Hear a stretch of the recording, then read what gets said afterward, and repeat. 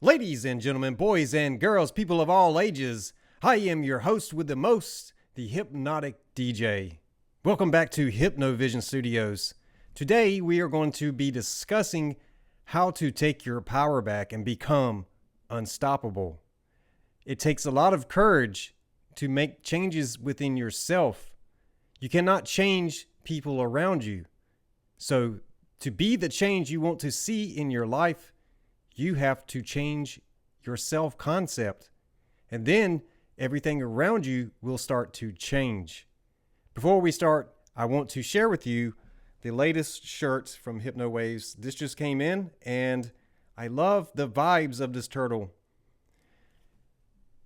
He is a meditative turtle, and you can find this shirt on hypnowaves.com. Why would you buy from Hypno Waves? Why would you even consider supporting Hypnovision Studios? Well, your time invested in watching my videos is transference of knowledge and critical thinking skills. So, with that being said, I want to also share with you something that has helped me. When it comes to understanding what hypnosis is, how to enter into the hypnosis state, and how to use self-hypnosis on yourself. This is a form of suggestive programming. And once you start to understand what suggestive programming even is in the first place, you will start to see how other places, people, and things use suggestive programming all around us every single day. That's right. There's a lot of it everywhere. The news, for example, is probably one of the most exaggerated forms of suggestive programming out there. Too common on social media. More alarming, some media publish things that simply aren't true without checking facts first. Unfortunately, some members of the media use their platforms to push their own personal bias and agenda to control exactly what people think, and this is extremely dangerous. A 24-hour news cycle that is constantly running banners across the screen and giving you updates every 15 minutes can keep some people glued to the Fox News channel or CNN for that matter. It really doesn't matter because there is a narrative and a story that is being told. So I want to share with you a recent event that happened to me. A few days ago, I was at a doctor's appointment and I happened to look over, and on the wall right beside me was a caduceus. Now, for those of you that have been watching my channel for some time, you know I have talked about the caduceus an awful lot. So when the doctor came in, I mentioned it. I said, "Hey, I see that you have this over here on the wall." She said, "Oh, the caduceus." And that led to a very interesting conversation. We talked about how the nervous system and everything is intertwined with this, but most importantly, our own thoughts and how we can either heal ourselves, hurt ourselves, and the most important thing that came from that was her saying, which is something I agree with, is the biggest liar is our own brain. And that is absolutely true because we can deceive ourselves by the story that we tell ourselves, which makes a lot of sense if you've been watching my channel, why I am always talking about reframing your life story and also the power of the pen and writing for yourself, journaling, and writing down your hopes and goals and dreams and using that as a guide stone or either a roadmap to your own success within your own life. It is absolutely a life-changing thing. For me, 3 years ago, I sat down with an executive, and I will keep the names anonymous here, and I shared my story. I've been in separation from a marriage of over 18 years for roughly those same 3 years. And my point was, during this time when I sat with this executive, I shared something with him that was my motivation. It was my why factor. You see, growing up, seeing other people go through divorces and watching people fight over material things, physical things, fight over money, fight over all kinds of silly, non-whimsical things. And I told myself that why does it have to be that way? Because that is what I've seen other people do. So I chose to do something completely radically different in my own life. I chose to become that change that I mentioned earlier, to be that change in my own life so that I could see it out there in the world around me. It's no secret that I often talk about Neville Goddard's work in my own channel here, and I have learned to apply a lot of that stuff in my own life. So, trying to be the example of change, that anything is possible. And so in order for me to do that, I had to believe it for myself. And to be honest with you guys, behind the scenes, there was times where it felt like an uphill battle.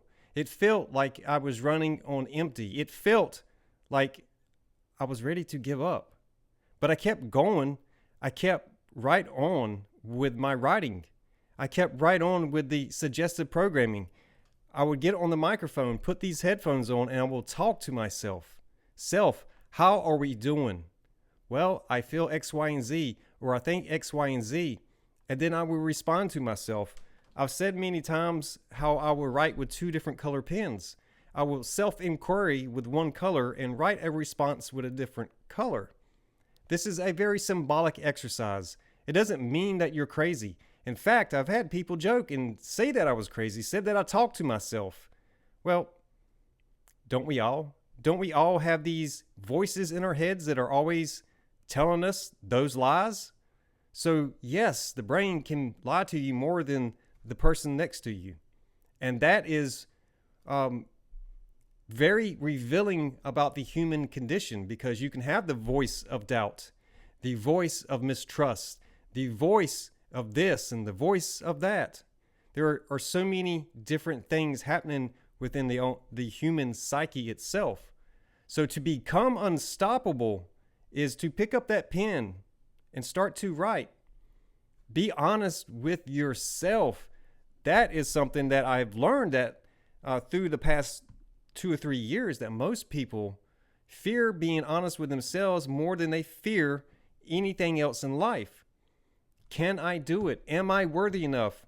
What if I fail? What if this? What if that? And the list goes on. And the brain just starts chattering, and you start to talk yourself out of it.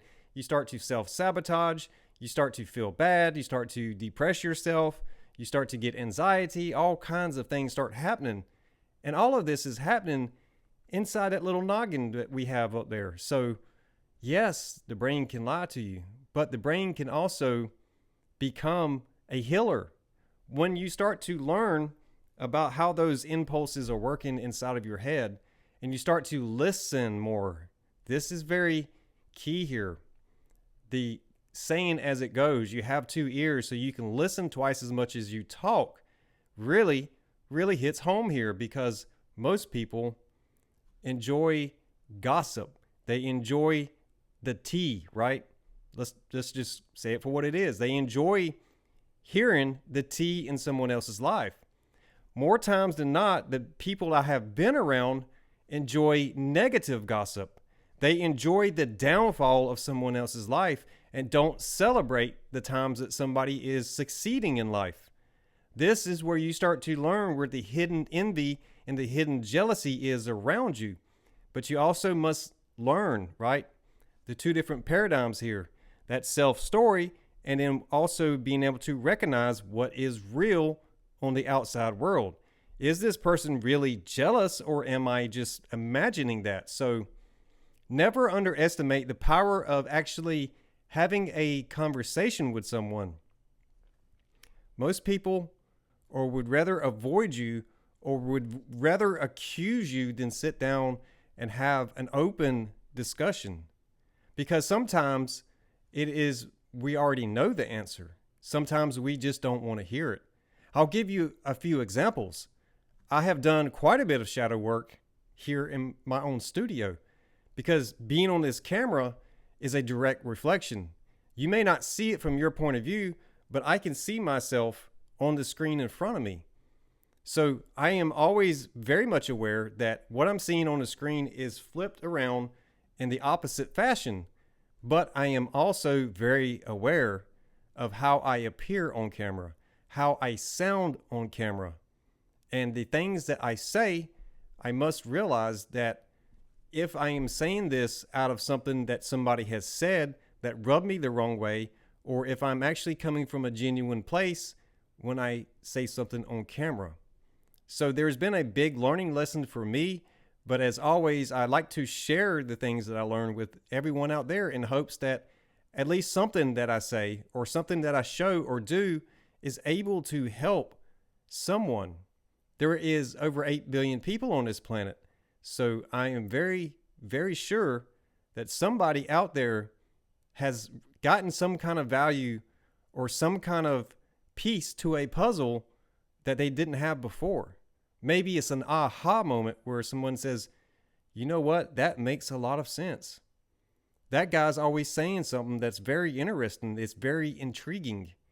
And it's because I'm a critical thinker. And I will say this honestly, I sucked in school. And that's probably one of the reasons why I'm so different is because everything has been self-taught. And honestly, the hardest lessons are the biggest blessings. When you start to get honest with yourself and you start to self-inquiry and you learn that the pattern that you kept repeating, once you finally took the lesson from it, it freed you. It allowed you to shed that old skin, so to speak. That is transformation. This is where the change comes from. The things that you have been avoiding are the things you need to face to get that level up in your own life. So what I'm saying is take that chance, date that person, take that new job, move to that new location, pick up that camera, get on the microphone, get in front of the camera. Whatever it is that you fear the most, once you face that fear, it no longer exists. It's like shining a light on something, right? I remember as a kid watching cartoons, and I believe there was a lion. It may have been Tom and Jerry, I'm not sure. But the lion had, maybe it was an elephant. You guys can let me know in the comments. But he had a thorn in his paw. And so this made this animal very nasty, very displeasurable to be around. And everyone was scared to death of this animal.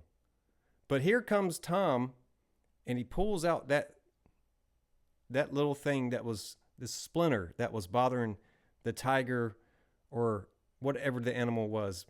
Please forgive me for my memory not being so accurate on this. But the moral of the story, the point of the story is this. Pulling out that thorn gave relief to that animal. They became best friends. So never underestimate the power of facing something within yourself that you thought you couldn't do, or you thought that facing it would be too overwhelming, too traumatic, too hard to power through it. Because once you do, you realize how much of that was an illusion, because whatever it was that affected you has already happened. You were just holding on to the energetic impression of something. It's like dropping pebbles in water and we create rings. So the impression expands. If we can take that concept and reverse engineer everything and start to understand that, then we have the power to not only change, but to become unstoppable, because you will stop allowing people on the outside of you to influence you in ways that are distractive, that actually put you in a stagnation where you start to overthink, you start to second guess. The understanding here is to allow things to let them go, just let it go. And that is a life lesson for anyone to learn. This is just an example. This is just a concept of how this stuff works. This is why I say it's very important who you let into your ears, who you let talk into your ears, because we are always transferring not only just speech through our words, we are transferring energy. And when we get around people who have a lot of chaotic and chaos and drama in their lives, guess what? That energy is all around them.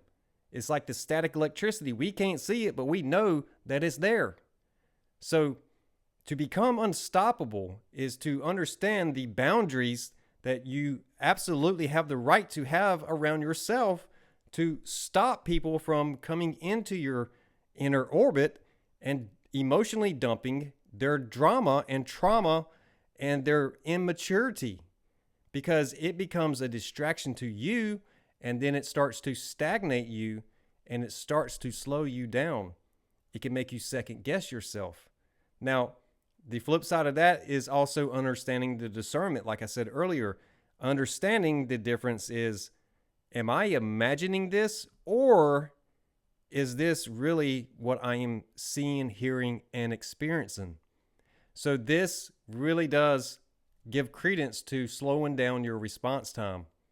If we are in that same type energy and someone says something to us, and before we even think, we've already responded with that same type energy. We respond with a chaotic response. We respond with an angry, defensive, guarded response. We didn't even hear what was said, and we've already responded. I saw this in meditation, like people playing hot potato with drama and trauma. I don't want to do that, and I don't think anybody out there really does at the end of the day. So it's very helpful to start to understand this stuff, and it does make you unstoppable, but you don't have to do it in a way where you're like being in a dominant energy where you have to control everything around you. Just let everything unfold the way it's supposed to. There is a saying that sometimes it is better to ask for forgiveness than ask for permission. What does that mean? Let's look at it like this. If you know that your intentions are good, if you know that the outcome is for a greater cause and is also for the greater good of a company, a family, a business, a friend, what have you, then sometimes it is better to ask for forgiveness than for permission. Sometimes you may have this intuitive inner knowing that something is going to have a good outcome, but you also know that if you ask if you can do it, the answer is going to be no. So sometimes you have to be able to stand firm, be authoritative, yet be very confident and balanced in how you approach things. Sometimes it's not about bulldozing your way through something.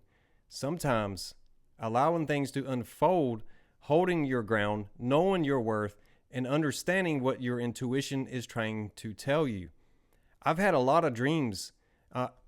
2 or 3 years ago, it was probably the height of all my dreams. I was having dreams about things that had not happened yet, and then I witnessed these things actually unplay in my life. So this is what I was talking about earlier with the predictive programming. It is all around us, guys.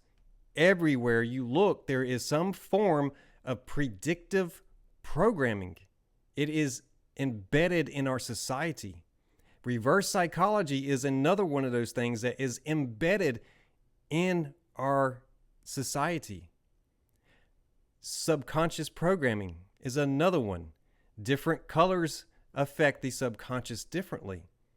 So once you start to understand what predictive programming is, you can start to read the outside world a lot better and see things a lot differently, because thought is not as strong as words. When we speak, we are actually creating a vibration in the molecules all around us. And if we understand, again, that static electricity exists, even though we can't see it, we know that there is static electricity, water molecules, and air, ether. So when we speak, we are creating a vibration in the atmosphere in our immediate vicinity. And if we understand that the heart is the biggest electromagnetic field in the human body, we can start to understand that words really are powerful. Even in themings of the Bible, the power of the tongue to speak things into existence. You can build somebody's life up, or you can completely tear somebody down with nothing but the tongue, without any kind of physical interaction. So when a person has weak mental boundaries, they can be subjected to mental manipulation, and they start to believe something as true. They start to believe something as real. They start to formulate inside of them something that they are unconsciously aware of, but it's inside of them now. And this is very important to understand. So for me, spending the last few years alone, yes, there's been times where it has been extremely lonely feeling. But guess what? I'm never truly alone. I'm with the Creator, right? We all are. Look around you. What is created already exists. What hasn't been created can only be witnessed through the imagination. And the imagination is formless. You can't really box in the imagination. You can foster and grow and expand the boundaries of your imagination, but you can never really push out far enough where you will ever find the edges of the imagination. Same thing as space. It really hurts my head to think about the expanse of space. It goes on and on and on and on. It never ends. Same thing with the imagination. It is the true ultimate time traveler.